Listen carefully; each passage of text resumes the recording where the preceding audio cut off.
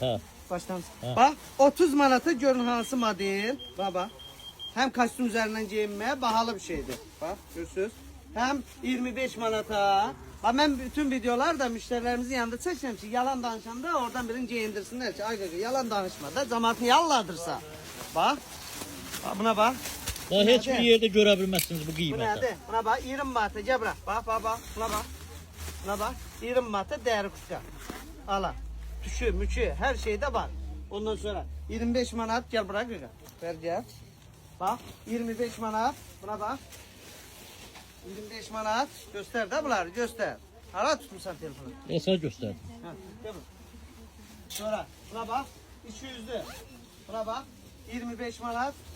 Tam ben nağarım. Neter ediyor. Yəni bu qiymətə görə bilməzsiniz heç bir yerdə. He.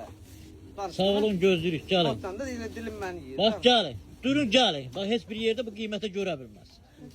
Yəni Sağ olun, sübut. baba. Sağ olun, gözləyirik.